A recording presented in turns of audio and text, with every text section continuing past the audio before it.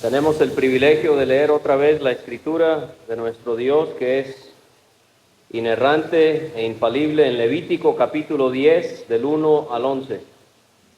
Nadab y Abiú, hijos de Aarón, tomaron cada uno su incensario y pusieron en ellos fuego, sobre el cual pusieron incienso, y ofrecieron delante de Jehová fuego extraño, que él nunca les mandó. Y salió fuego de delante de Jehová, y los quemó, y murieron delante de Jehová. Entonces dijo Moisés a Aarón: esto es lo que habló Jehová diciendo: en los que a mí se acercan me santificaré, y en presencia de todo el pueblo seré glorificado. Y Aarón cayó. Y llamó Moisés a Misael y a Elzafán, hijos de Uziel, tío de Aarón, y les dijo: acercaos y sacad a vuestros hermanos de delante del santuario, fuera del campamento. Y ellos se acercaron y los sacaron con sus túnicas fuera del campamento, como dijo Moisés.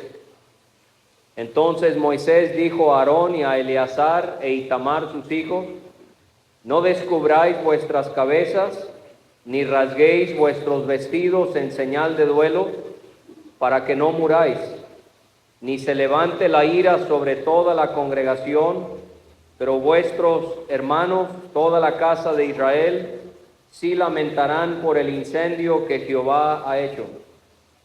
Ni saldréis de la puerta del tabernáculo de reunión, porque moriréis, por cuanto el aceite de la unción de Jehová está sobre vosotros.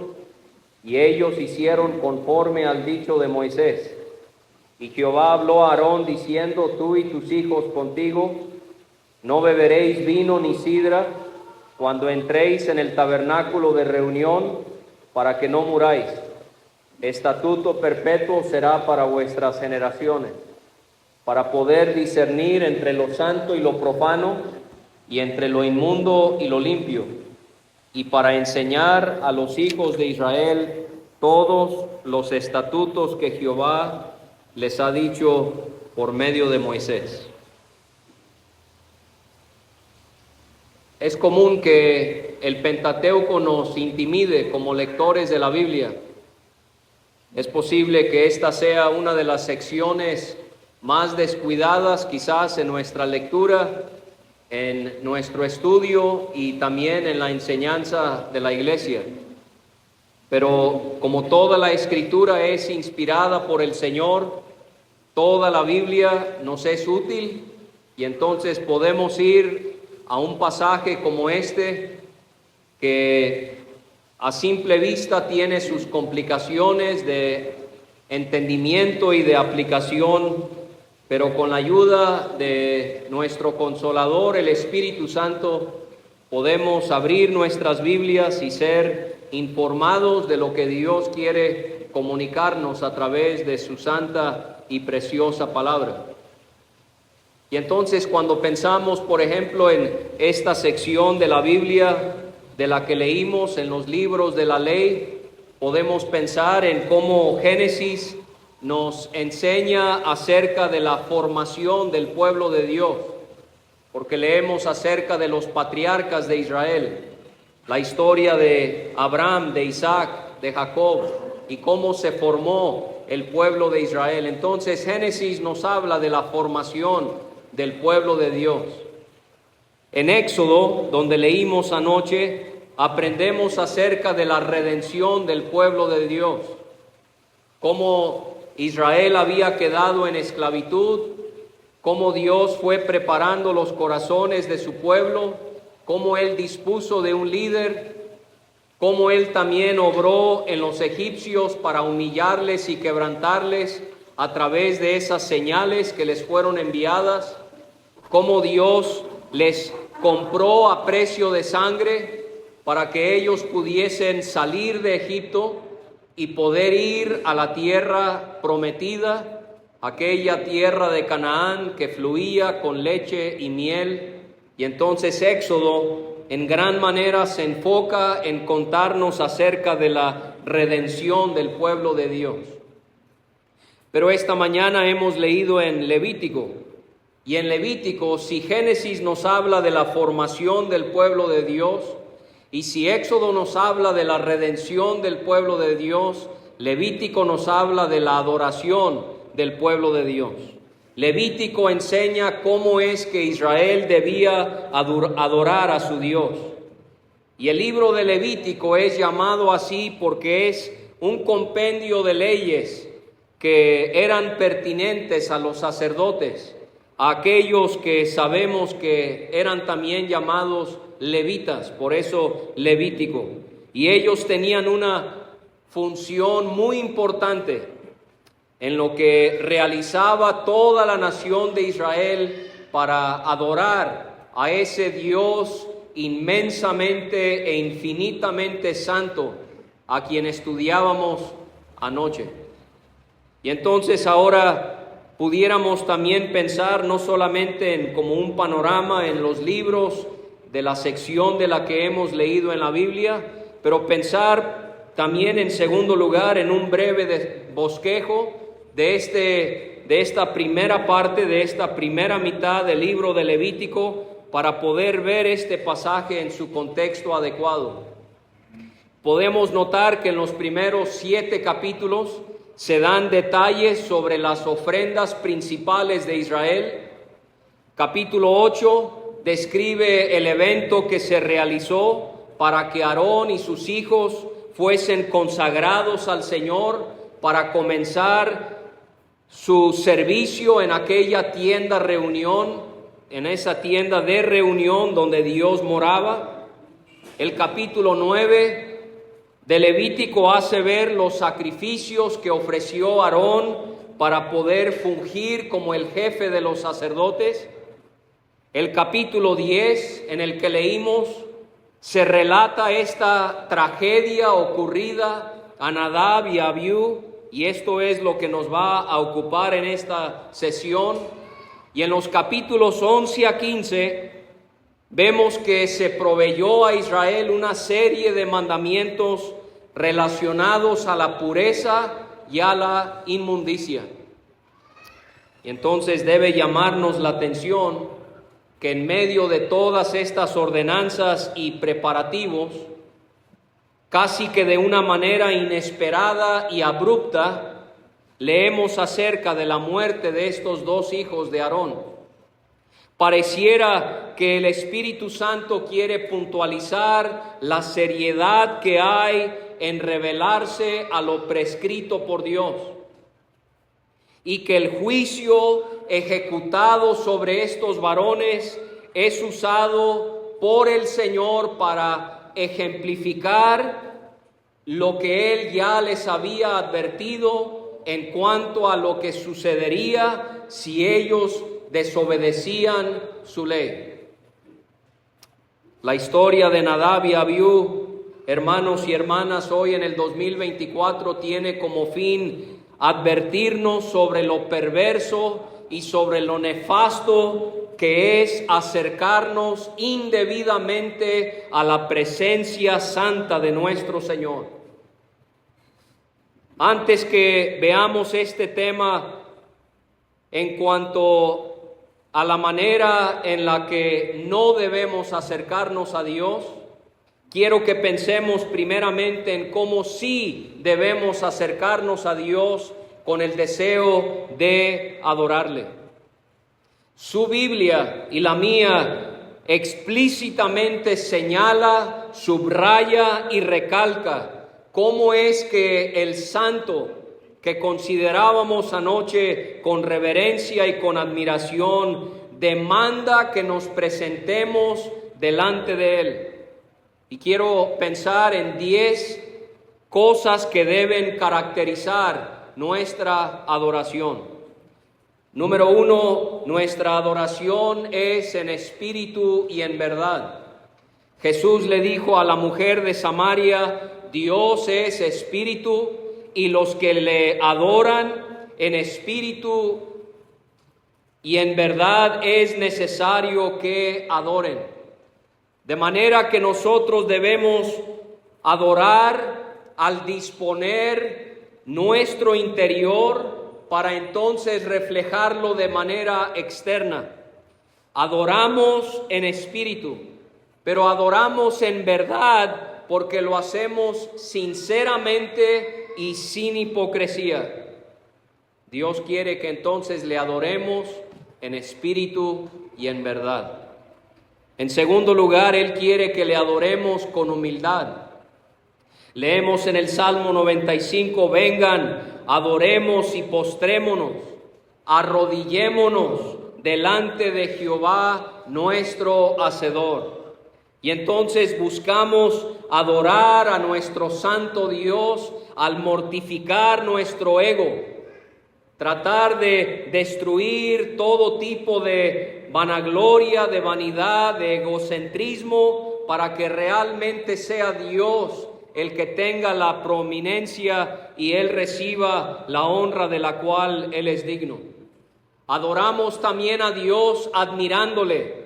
Dice Isaías 25, Jehová, tú eres mi Dios, te exaltaré y alabaré tu nombre, porque has hecho maravillas, tus consejos son antiguos, son verdad y firmeza. Y entonces adoramos al Señor asombrándonos de todo lo que Él es y de todo lo que Él hace. Le adoramos admirándole. En cuarto lugar, adoramos a este gran e inmenso Dios, a este Dios tan altísimo, habiéndonos consagrado a Él. Conocemos bien las palabras de Pablo a los romanos: presenten sus cuerpos en sacrificio vivo, santo, agradable a Dios, que es su servicio lógico. Y hermanos, es absolutamente indispensable que para que Dios acepte nuestra adoración, le adoramos a Él primeramente habiéndonos entregado totalmente a Él. Antes de nuestra adoración, Dios quiere nuestro corazón. Antes del sacrificio, Dios quiere la obediencia. Y entonces le adoramos habiéndonos consagrado a Él. Número 5, le adoramos ofreciendo sacrificio de alabanza. Leemos en Hebreos 13, ofrezcamos siempre a Dios por medio de Él sacrificio de alabanza, es decir, fruto de labios que confiesan su nombre. Y de manera que adoramos a Dios al ofrecerle activamente nuestros sacrificios espirituales. Número 6, adoramos a Dios saturados de la palabra de Dios. Adoramos a Dios llenos de su palabra. Pablo dijo a la iglesia en Colosas: la palabra de Cristo more en abundancia en ustedes, enseñándoles y exhortándoles unos a otros en toda sabiduría, cantando con gracia en sus corazones al Señor con salmos e himnos y cánticos espirituales. Adoramos bajo la autoridad y la dirección de las sagradas Escrituras. Ni usted ni yo tenemos el derecho de adorar a Dios de una manera que sea foránea y extraña a lo que Dios claramente decreta en su palabra. Le adoramos saturados de su palabra. Número 7, le adoramos con temor y con reverencia. Hebreos 12:28 nos manda: tengamos gratitud y mediante ella sirvamos a Dios, agradándole con temor y reverencia. Este no es cualquier Dios. Este Dios que es incomprensiblemente majestuoso es el Dios que debemos adorar con respeto. Es el Dios a quien debemos reverenciar esmeradamente y solícitamente, porque este Dios es único, es singular, es superior, es magnífico, es santo, es poderoso, es misericordioso y lleno de gracia. Y le adoramos con temor y con reverencia. Número 8, adoramos a Dios con todo nuestro ser. Que dijo el salmista en el Salmo 103, bendice alma mía, oh Jehová, y bendiga todo mi ser tu santo nombre. Entonces adoramos a Dios con todo lo que somos y con todo lo que tenemos. Le adoramos con todo nuestro ser. Número 9, le adoramos con agradecimiento.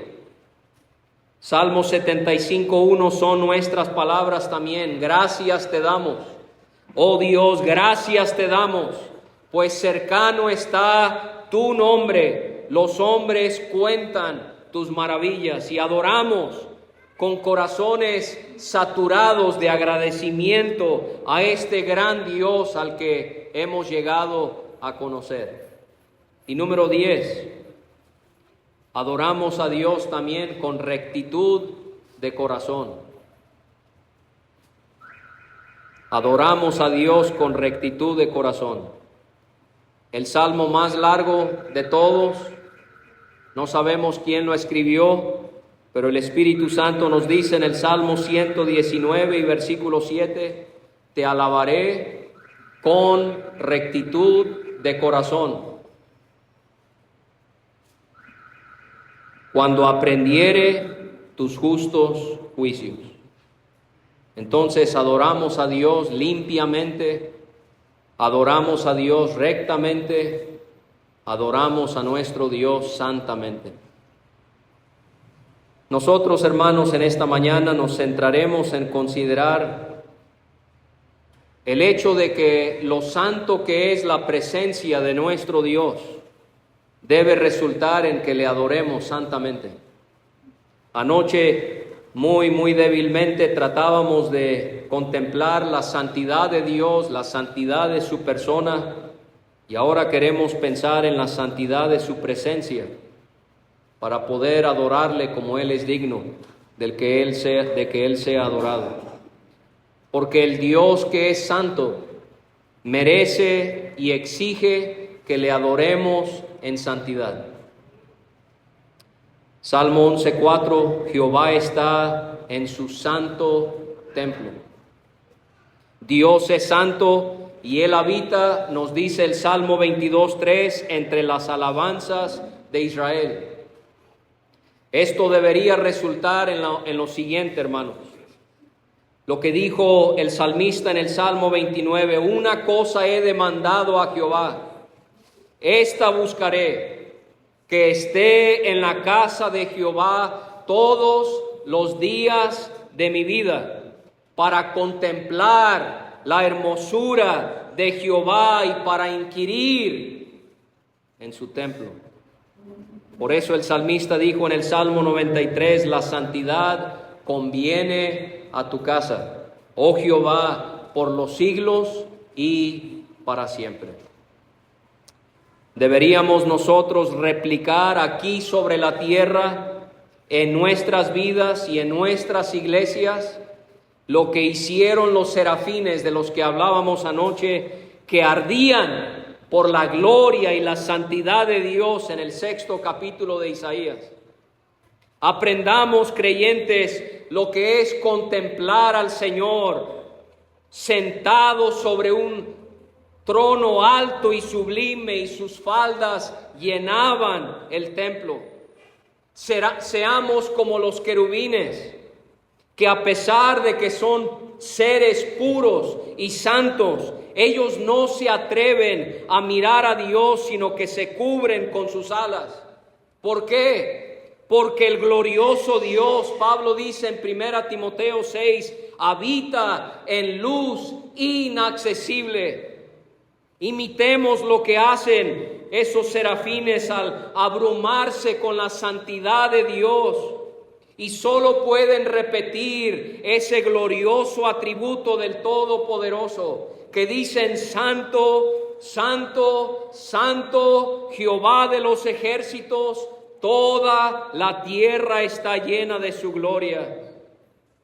Sigamos también el ejemplo del siervo Isaías, el siervo de Dios, que al tener esta magnífica escena delante de él, no pudo hacer otra cosa sino humillarse completamente de este Dios infinitamente santo, y que podamos decir como él: ay de mí que soy muerto, porque siendo hombre inmundo de labios y habitando en medio de pueblo que tiene labios inmundos, han visto mis ojos al Rey Jehová de los ejércitos. Nunca perdamos de vista, hermanos, lo que leemos en el Salmo 24, aquel salmo tan bello que describe cómo es que el Mesías, el Rey de Gloria, entrará un día a su ciudad para poder reinar por 1000 años. Y la pregunta que se ha hecho por las edades y que solamente puede ser contestada en él es: ¿quién subirá al monte de Jehová? ¿Y quién estará en su lugar santo? ¿Quién? Hay uno solo, el limpio de manos y puro de corazón, el que no ha elevado su alma a cosas vanas, ni jurado con engaño. Y vemos a distintos líderes que han gobernado grandes tierras, y les pedimos alzar sus manos y solamente podemos encontrar en ellas sangre, corrupción, perversidad, injusticia e inmoralidad. Pero como si fuera cuando le pedimos a nuestro Señor levantar sus manos, Él en todo es codiciable. En Él no hay pecado. Él no hizo pecado. Gracias a Dios por la perfecta impecabilidad de nuestro amado Señor Jesucristo. Adoremos a Dios entonces dignamente, hermanos. Exaltemos a nuestro Padre por lo mucho que somos atraídos a la hermosura de su santidad. ¿Ha usted disfrutado esa frase que encontramos en la Biblia, la hermosura de su santidad? Esta es una frase que se repite en las Escrituras en cuanto a nuestra admiración y adoración de Dios. Por ejemplo, después de que el arca del pacto había regresado a Jerusalén, David alabó a Dios y dijo: den a Jehová la honra debida a su nombre. Traigan ofrenda y vengan delante de él, póstrense delante de Jehová en la hermosura de la santidad. Algo parecido David dijo en el Salmo 29 y versículo 2. También encontramos en los Salmos, en el 96, adoren a Jehová en la hermosura de la santidad, teman delante de él toda la tierra. En el Salmo número 110, el Salmo y el pasaje del Antiguo Testamento sobre Jesucristo más citado en el Nuevo Testamento. Tu pueblo se te ofrecerá voluntariamente en el día de tu poder, en la hermosura de la santidad. Desde el seno de la aurora tienes tú el rocío de tu juventud.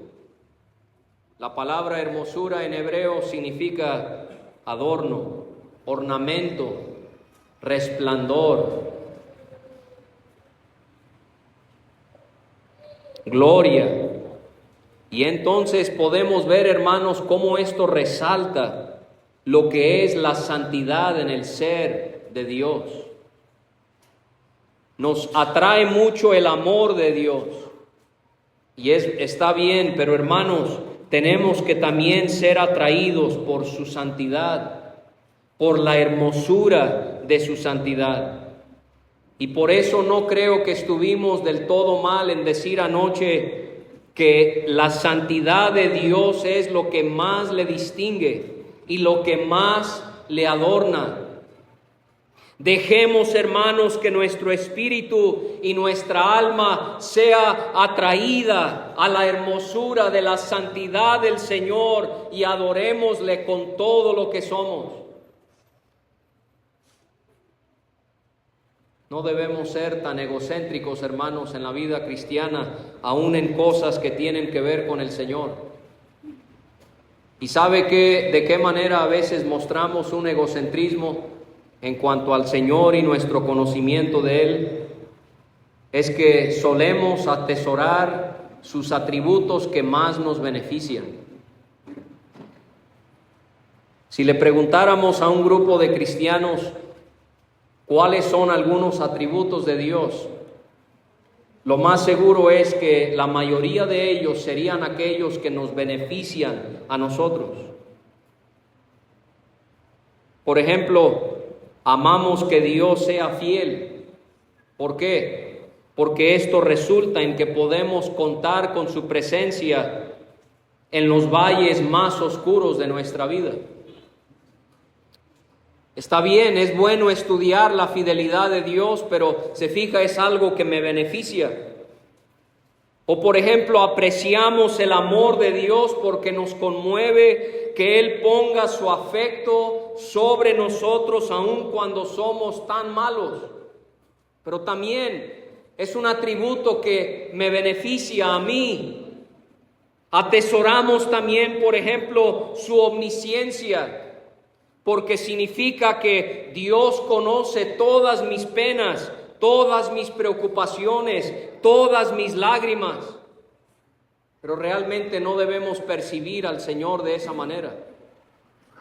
Realmente es ser individualista. Realmente, si lo vemos de esa manera, no es honrar a Dios por lo que Él es y por lo que Él hace. Debemos admirar todo lo que Dios es, no tanto por cómo nos puede llegar a beneficiar, sino por la forma en la que Él se glorifica a través de todo lo que Él es y todo lo que Él hace. Y cuando pensamos de esa manera, hermanos, nos despojamos del egocentrismo y entonces esto resulta en que amemos, en que deseemos y en que valoremos a Dios por su santidad. Ahora quisiera que meditemos en cómo no debemos acercarnos a Dios al evaluar lo ocurrido a Nadab y Abiú. En el versículo 1 vamos a ver la perversión cometida. La perversión cometida. Nadab y Abiú tomaron sus incensarios y pusieron en ellos fuego. Sobre ese fuego pusieron incienso, el cual ofrecieron al Señor. Hasta allí no hay problema, porque ese era uno de los deberes de ellos. El incienso quemado sobre el altar de oro en el lugar santo simbolizaba para Israel sus oraciones como pueblo de Dios al Señor, que subían en adoración a su presencia. Podemos ver eso, por ejemplo, en Salmos 141:2, Apocalipsis 5:8, Apocalipsis 8:3 y 4. El incienso en la Biblia puede representar las oraciones de los redimidos subiendo al Señor. Y entonces esto era algo muy especial para Dios y para aquellos que eran suyos. La Biblia menciona varios ejemplos de personas que oraron a la hora novena. Esta era la hora en la que se quemaba incienso en el templo. Y cada una de estas personas que oraron en la hora novena, sus oraciones fueron contestadas. Elías en Primero de Reyes 18, Daniel en Daniel capítulo 9, Pedro y Juan en Hechos capítulo 3, Pedro en Hechos capítulo 10, oraron a la hora novena y Dios, como si fuera, recibió su incienso y contestó sus oraciones. Pero no podemos omitir a otro que oró a la hora novena. ¿Quién fue? El Señor Jesucristo clamó sobre el madero a esa misma hora: Dios mío, ¿por qué me has desamparado? En el caso de Jesucristo, Él no fue oído a la hora novena.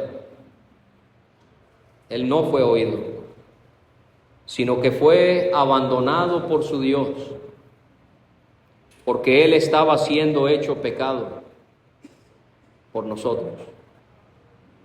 Usted comprende, oyente, que aún no ha creído en el Señor Jesucristo, lo que Él sufrió por usted, que su peor agonía no fueron los clavos, ni las espinas, ni la lanza, ni los látigos, ni los puños, que el dolor más horrendo, más difícil para Él fue que más Él herido fue por nuestras rebeliones. El castigo de nuestra paz fue sobre Él, y por su llaga fuimos nosotros curados.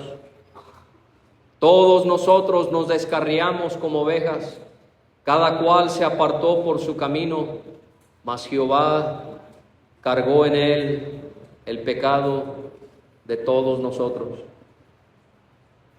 Que Jesucristo estuvo dispuesto en recibir toda la ira de Dios que cayó sobre Él en su lugar.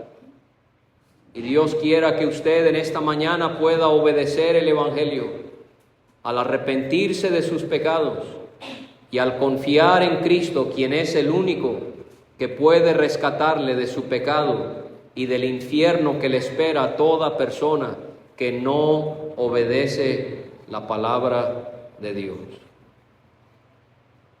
La perversión de Nadab y Abiú fue que el fuego que emplearon en el incensario fue de procedencia extraña.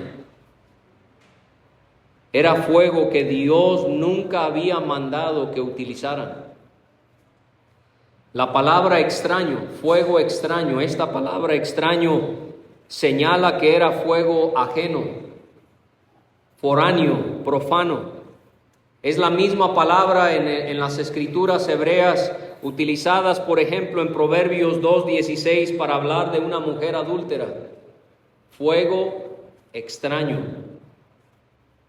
Esta era la naturaleza del fuego que habían ofrecido Nadab y Abiú. ¿Por qué era extraño? Porque Levítico 9:24 enseña que ¿quién era el que había enviado el fuego que iba a siempre consumirse en el altar? Dios. Y ese fuego no podía apagarse. Por ejemplo, lo vemos en Levítico 6:13. El fuego que quemó el incienso ofrecido por los dos hijos de Aarón era extraño porque era ajeno al fuego del cielo. No era el fuego provisto por Dios. La acción de estos hombres fue tan horripilante y grotesco ante la santa presencia de Dios por las siguientes razones. Número 1, quebrantaron la inquebrantable palabra de Dios. El Señor había prescrito detalladamente cómo es que debían adorarle y servirle. Y ellos de manera consciente, los dos hijos de Aarón, se resistieron altivamente a los preceptos claramente estipulados por Dios. Vimos, hermanos, que debemos adorar a Dios al estar saturados ¿de qué? De las Escrituras, de su palabra, porque son ellas las que nos informan cómo es que vamos a adorar a este Dios altísimo que nos ha rescatado. Y lo que hicieron estos dos sacerdotes levitas fue subestimar y oponerse a la palabra autoritaria de Dios. El autor de la Biblia, él ha engrandecido su palabra y su nombre por encima de todas las cosas. Salmo 138:2. Pero ¿qué hicieron estos dos? Menospreciaron y desecharon esa palabra en gran manera. Y esto es lo que ocurre en muchas congregaciones hoy en día, en la actualidad. Abundan aquellos que están buscando de una o de otra manera poder modificar la manera en la que adoramos a Dios. Y buscan como Nadab y Abiú, aunque quizás no se dan cuenta, están quebrantando la inquebrantable palabra de Dios. Y si cada uno de nosotros fuésemos temerosos de Dios, de este santo Dios, nos horrorizaríamos con solo la idea de presentarle a Dios delante de su presencia algo que no concuerda con su eterna palabra. Número 2. ¿Por qué fue tan serio el pecado de Nadab y Abiú? No solamente porque quebrantaron la inquebrantable palabra de Dios, pero también porque exaltaron sus egos caídos. Exaltaron sus egos caídos. Nadab y Abiú se sublevaron contra la palabra de Dios, contra la voluntad de Dios, pero por encima de todo, en su perversión ellos desearon cometer insurrección contra la persona de Dios. Y para hacer todo eso, ¿qué tuvieron que realizar? Hinchar su ego. En su vanidad creyeron que podían ignorar la ley de Dios. En su arrogancia pensaron que podían distorsionar lo indicado por el Señor. Hermanos, no cometamos estos errores. Santiago 4:6, Dios resiste a los soberbios. Y por lo tanto, como dice Salomón en Proverbios 16, antes del quebrantamiento es la soberbia, y antes de la caída, la altivez de espíritu. Hermanos, no podemos enfatizarlo lo suficiente. En la presencia de este santísimo Dios del que estamos considerando en estos días, cuánta necesidad hay que cada uno de nosotros humillemos, trituremos, mortifiquemos y desvanezcamos nuestros egos. Nuestro yo no tiene cabida en el servicio a Dios ni en la adoración a Dios. Sigamos lo que Dios nos dice en 1 de Pedro 5:6, humillémonos completamente bajo la poderosa mano de Dios. Humillémonos también totalmente delante de nuestros hermanos. Pablo recomendó a una iglesia dividida en Filipos: nada hagan por contienda o por vanagloria, antes bien con humildad, estimando cada uno a los demás como superiores a él mismo. Seamos sabios, hermanos, al tener un espíritu absolutamente sumiso a la Biblia, al contemplar lo caído que es nuestra depravada naturaleza y lo malvados que somos. Un cristiano que entiende lo caído que es su depravada naturaleza no se atreve a exaltarse por encima de nadie, mucho menos de Dios y de su sagrada palabra, para hacer lo que a Él le deshonra. Somos orgullosos porque no entendemos lo perversos que somos.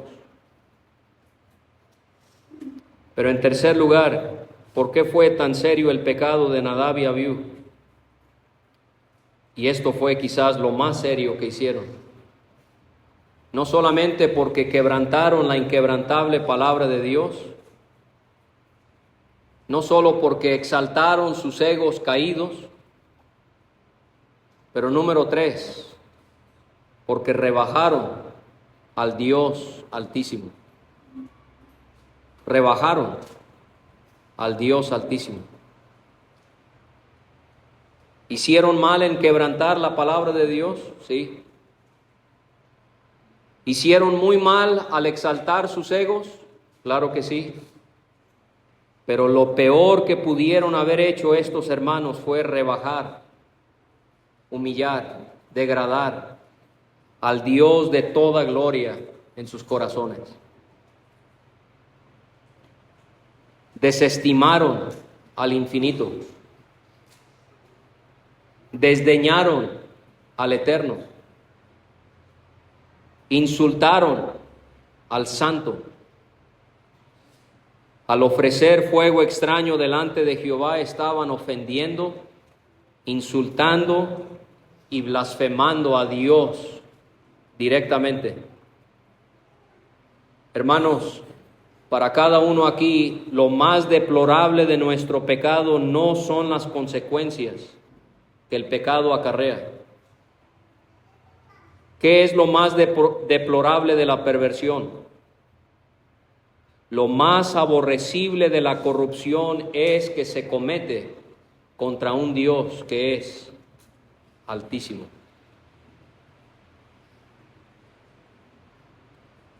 Por eso Juan Bunyan, el autor del Progreso del Peregrino, que escribió esa obra hace 380 años, él definió el pecado como el desafío de la justicia de Dios, la violación de su misericordia, la burla de su paciencia, el desprecio de su poder y el desprecio de su poder y el desprecio de su amor. Otro hermano también que vivió en esa época, que fue contemporáneo de Bunyan, él nos dice: nunca podrás conocer plenamente el mérito del pecado hasta que conozcas plenamente la maldad del pecado.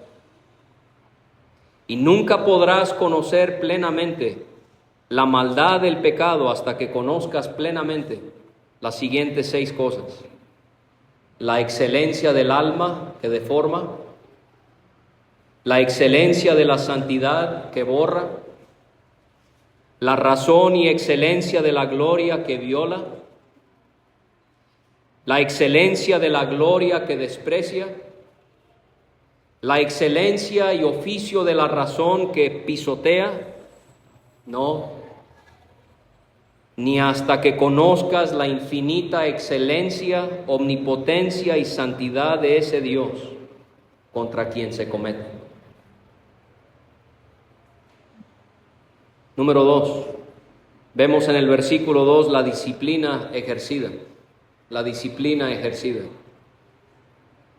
El Señor respondió inmediatamente a lo que realizaron los 2 hijos de Aarón. Salió fuego de delante de Jehová y los quemó y murieron delante de Jehová. Esta solemne escena nos deja pasmados, junto con otras escenas similares a esta en las Escrituras. ¿Se acuerda de Usa? En 2 de Samuel, capítulo 6, cuando llegaron a la era de Nacón, Usa extendió su mano al arca de Dios y la sostuvo porque los bueyes tropezaban. Y el furor de Jehová se encendió contra Usa y lo hirió allí Dios por aquella temeridad y cayó allí muerto junto al arca de Dios.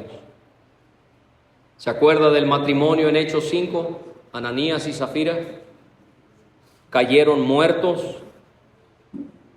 después de que ambos pecaron y mintieron contra el Espíritu Santo.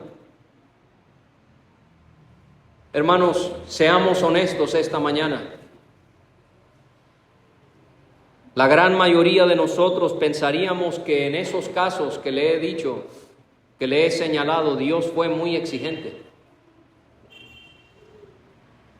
Estamos dispuestos en aceptar que Dios es santo, pero la realidad es que sí se nos dificulta entender que el Señor esté en lo correcto, en fulminar, en matar a estas personas. ¿Realmente Dios fue justificado que murieran Nadab y Abiú simplemente por quemar incienso con fuego extraño?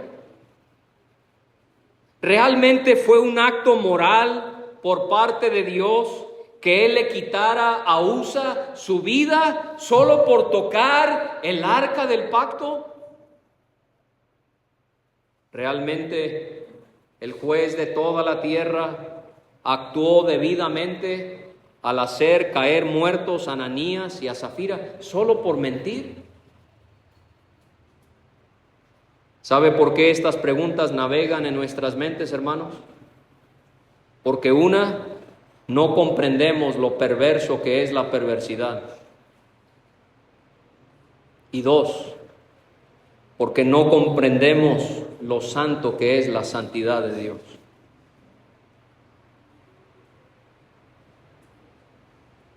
No demeritemos, hermanos, ningún pecado.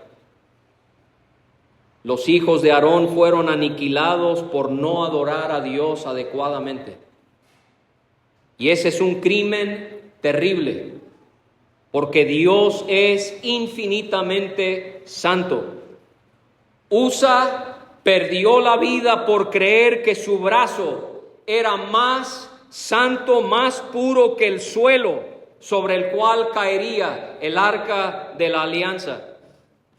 Eso es un delito hórrido, porque Dios es indescriptiblemente santo. Ananías y Zafira expiraron porque mintieron. Esa también es una infracción espantosa, porque Dios, nuestro Dios, es gloriosamente santo. Cada una de estas personas perecieron porque ofendieron al que es santo, santo, santo. Eso es lo que hace absolutamente grave y serio toda ofensa, toda ofensa. No hay pecados pequeños cuando son cometidos en contra de un Dios que es tan excelente. Alguien bien escribió: ningún pecado puede ser llamado pequeño. Pregunta: ¿es un Dios pequeño que es ofendido por el pecado? Pregunta: ¿es un castigo pequeño que es vaciado sobre el pecado? Otra pregunta: ¿es un Cristo pequeño que ha muerto por el pecado? Otra pregunta: ¿es una alma pequeña que es destruida por el pecado? Otra pregunta: ¿es un infierno pequeño que está preparado por el pecado? No hay pecados pequeños contra un Dios que es tan excelentemente santo. En tercer lugar, en el versículo 3 vemos el motivo expresado. Jehová expresó el motivo por el que Él castigó el pecado de estos dos varones, de la manera en la que lo hizo. ¿Qué dijo Dios? En los que a mí se acercan me santificaré, y en presencia de todo el pueblo seré glorificado. Ese es el motivo por el cual Dios tuvo que hacer lo que hizo. Esto confirma lo que ya hemos venido exponiendo, hermanos. Los hijos de Aarón murieron porque no santificaron, no honraron, no distinguieron, no apartaron a Dios delante de la nación. Deshonraron, injuriaron y avergonzaron a Dios. Hermanos, y lo digo primeramente a mi propio corazón antes de decírselo a usted, en todo el temor del Señor que está en medio de nosotros, tenga mucho cuidado que cuando usted adora, realmente lo hace porque admira la gloria de Dios.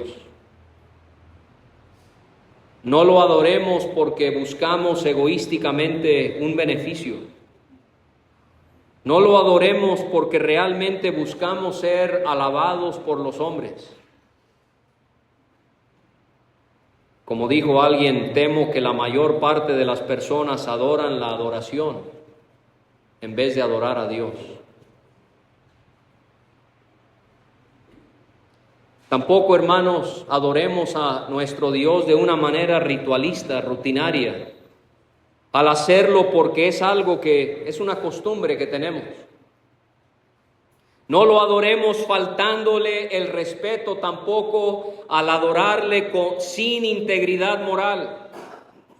Cada una de estas cosas son pecado porque es quebrantar el tercer mandamiento. Éxodo 27, no tomarás el nombre de tu Dios en vano, porque no dará por inocente Jehová al que tomare su nombre en vano. De igual forma, Dios hizo saber que Él debía ser glorificado en presencia de todo el pueblo. Él y solo Él debía recibir la gloria. Nadab y Abiú nos demuestran el peligro que hay cuando nos hacemos rivales de Dios, al competir con Él por la gloria que solo debe ser suya. Eso en sí, hermanos, debería despojarnos de toda arrogancia, que cuando busco ser visto, que cuando busco ser reconocido, que cuando busco ser alabado estoy comportándome como un rival de Dios, tratando de despojarle la gloria que solamente debe ser de Él. Y aquellos que son líderes aquí en las iglesias, de donde quiera que son, yo quiero que ustedes noten cómo es que primero se responsabiliza a los sacerdotes en cuanto a la adoración del Señor y después a la adoración del pueblo. ¿Cuál es nuestro efecto en la iglesia en la que estamos? Nuestras vidas resultan en que los demás santifiquen y glorifiquen a Dios. ¿O somos líderes que causamos desánimo, frialdad y desobediencia entre aquellos a quienes supuestamente pastoreamos? ¿Ven los demás en nosotros un ejemplo a seguir? Porque ven que somos conocedores y adoradores de Dios. Y no me estoy refiriendo a hombres que saben mucho de la Biblia. Tampoco me estoy refiriendo a hombres que hablan muy llamativamente. Estoy pensando en varones que realmente conocen a Dios en la intimidad y que tienen un corazón que continuamente rebosa de adoración genuina a su Padre. Pero quiero finalizar pensando en cuarto lugar en el repudio demostrado, versículos 4 a 7. El penúltimo punto, el repudio demostrado, versículos 4 a 7. Cuando continuamos observando la santidad del Señor en todas las maneras en las que Él actuó en esta situación tan lamentable. Él le pidió a Misael y a Elzafán que sacaran los cuerpos de sus hermanos fuera del campamento. Y le pidió a Aarón, a Eleazar y a Itamar, a través de Moisés, que no descubriesen sus cabezas, ni que rasgaran sus ropas en señal de duelo, y que si lo hacían, morirían. Y se levantaría la ira del Señor sobre toda la congregación. Dios sí dio permiso para que el resto del pueblo se lamentara por el incendio, como lo llama Dios mismo en el pasaje que había realizado contra estos dos hombres. Y lo que quiero rescatar aquí es que, hermanos, nuestro Dios es tan grande que Él no requiere que le cuestionemos, ni que le demos lecciones sobre la misericordia y lo que eso conlleva. Dios no requiere que yo le enseñe qué es la gracia y qué es la compasión. Otra vez, cualquier cuestionamiento o crítica por la forma en la que actuó Dios en esta situación emana de una mente y un corazón que no dimensiona en lo más mínimo lo perverso que es la perversión y lo santo que es la santidad de Dios. Dios, claro que tuvo el derecho de fulminar a Nadab y a Abiú. Dios, claro que tuvo el derecho de pedirle a sus hermanos que sacaran sus cuerpos del campamento.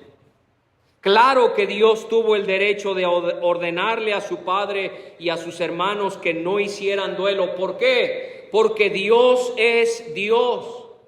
Porque Él es tan alto, tan sublime, tan majestuoso, tan glorioso, que Él puede obrar como quiera y cuando quiera.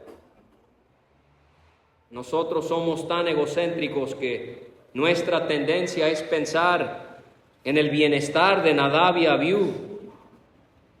Somos tan vanidosos que somos más propensos en indignarnos por lo que Dios le hizo a ellos que enfurecernos por lo que ellos le hicieron a Dios. Por encima de todas las cosas, hermanos, lo más importante es el bienestar, la honra, la gloria, la exaltación de Dios. Pero el cristiano ególatra retrata a un Dios que solamente y principalmente opera siempre pensando en nuestro bien. Ese no es el Dios de la Biblia. El grandioso Señor de la Biblia es un Dios que por todo lo que Él es, tiene el derecho de centrarse en sí mismo y de hacer absolutamente todo, aun si es fulminar a dos hermanos, para que su nombre sea glorificado. Y ahora sí, para finalizar, número 5, el discernimiento requerido, versículos 8 a 11, el discernimiento requerido. Quiero que concluyamos viendo una cosa más que Dios exigió de Aarón y de sus hijos.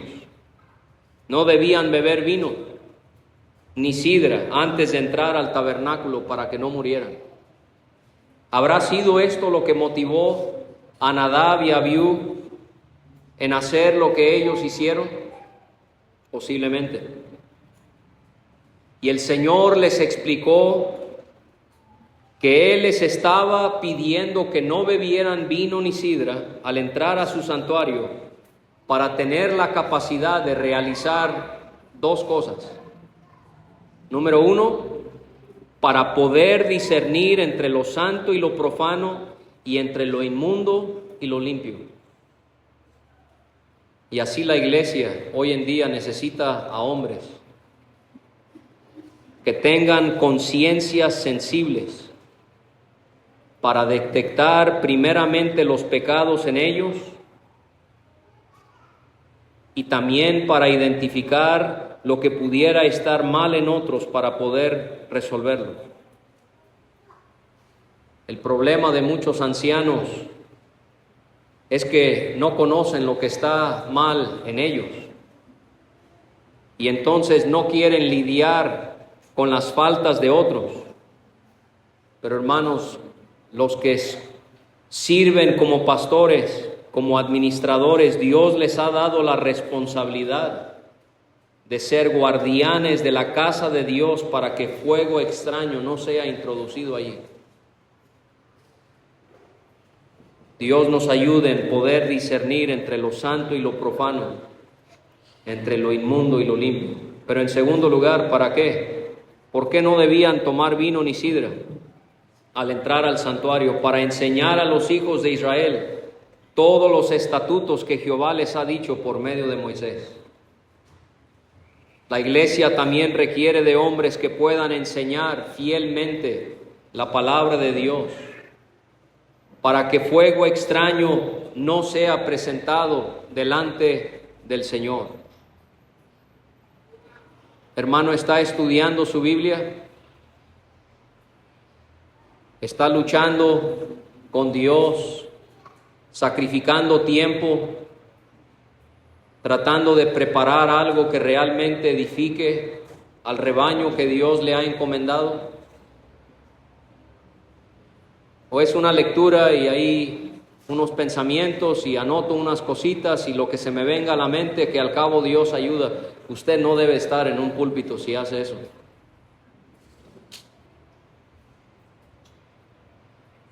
Este es el trono de la palabra de Dios. Y muchas veces las cosas suceden a nuestro alrededor por ignorancia, porque los hermanos no están recibiendo la enseñanza que debían recibir. Hermanos, enseñemos la Biblia sistemáticamente, esforzadamente, poderosamente, valientemente. Dios es santo. Su presencia es santa. Adorémosle no con fuego extraño, sino en pureza, en castidad y en santidad.